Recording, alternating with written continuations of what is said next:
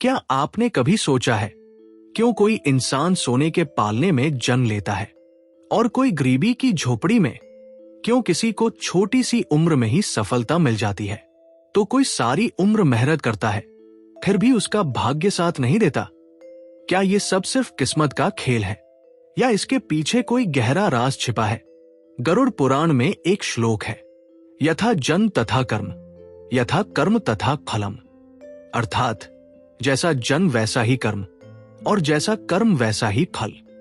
आज हम इस वीडियो में जानेंगे आत्मा का जन्म क्यों होता है, क्या वास्तव में पिछले जन्म के कर्म हमारी किस्मत तय करते हैं और क्या हम अपने वर्तमान कर्मों से भविष्य बदल सकते हैं? तो बने रहिए आखिर तक, क्योंकि ये सिर्फ ज्ञान नहीं, जीवन बदलने वाला सत्य है। गरुड़ पुराण, जो भगवान विष्णु और उनके वाहन गरुड़ के संवाद पर आधारित है, हमें जीवन और मृत्यु के रहस्यों का गहरा ज्ञान देता है। वहां स्पष्ट कहा गया है कि जीव अपने कर्मों का दास है। जन्म चाहे देवता के घर हो या दास के घर, उसका कारण केवल पिछले जन्म के कर्म है। सोचिए जरा, एक ही मोहल्ले में दो बच्चे जन्म लेते हैं। एक बच्चा अमीर परिवार का है, खिलौनों से खेलता है, अच्छे स्कूल में जाता है। दूसरा बच्चा गरीब परिवार का, बचपन से ही मजदूरी में जुट जाता है। क्या ये अन्याय है? नहीं। गरुड़ पुराण कहता है कि ये अन्याय नहीं बल्कि न्याय है, क्योंकि आत्मा अपने 7 कर्मों का खाता लेकर आती है। कर्म ही तय करता है किसे माता पिता का प्यार मिलेगा, कौन बीमारियों से जूझेगा, कौन प्रसिद्धि पाएगा और कौन गुमनामी। और यही जैसा जन्म वैसा कर्म का अर्थ है। हर आत्मा जिस परिवार में जन्म लेती है वो उसके कर्मों का प्रतिबिंब होता है। पिछले जन्म के कर्मों का असर 500 शब्द। गरुड़ पुराण में कई कथाएं मिलती हैं जहां आत्मा अपने किए हुए कर्मों का फल अगले जन्म में भोगती है। उदाहरण के लिए, एक राजा था जिसने अपने राज्य में जनता से अन्याय किया।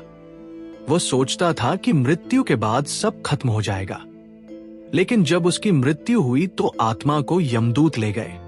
वहां उसे बताया गया कि तेरे पाप कर्म तुझे अगले जन्म में भोगने होंगे। और अगले जन्म में वही राजा एक गरीब भिखारी के घर पैदा हुआ। उसने जीवन भर अपमान और अभाव सहा। यही है कर्म का फल।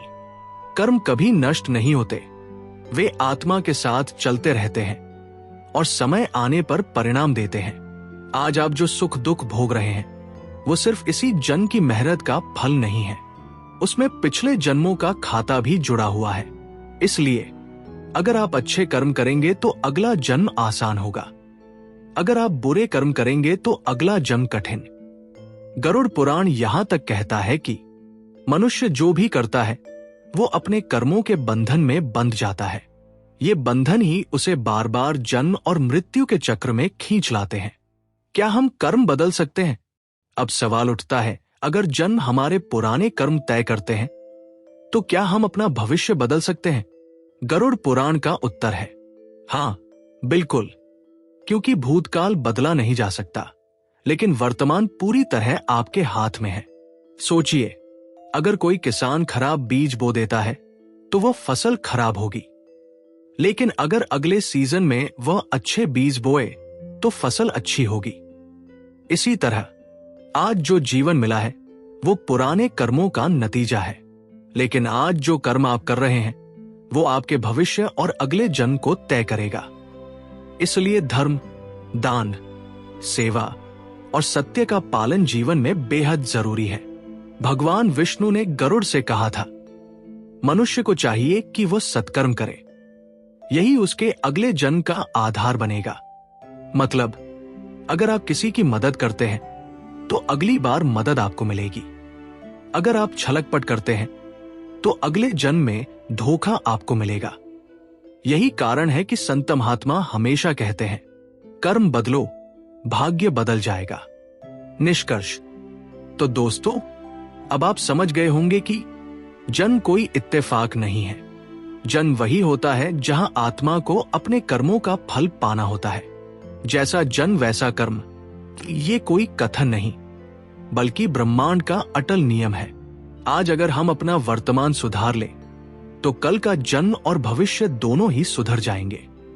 इसलिए जीवन में अच्छे कर्म करें, सत्य और ईमानदारी को अपनाएं, सेवा और दान का भाव रखें, और सबसे बड़ी बात तो कर्म करते जाएं, फल की चिंता न करें, क्योंकि जैसा कर्म वैसा ही फल और वैसा ही अगला जन्म।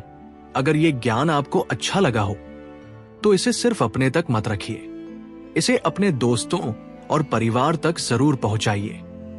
वीडियो को लाइक और शेयर करना मत भूलिए। और अगर आप ऐसे ही रहस्यमयी और ज्ञानवर्धक वीडियो देखना चाहते हैं तो चैनल को सब्सक्राइब कर लीजिए, क्योंकि आने वाले वीडियो में हम और भी गहरे सवालों के जवाब ढूंढेंगे, जैसे मृत्यु के बाद आत्मा कहाँ जाती है और क्या सच में अगला जन्म हमारे हाथ में है। तो जुड़े रहिए, क्योंकि ज्ञान का ये सफर अभी बस शुरू हुआ है।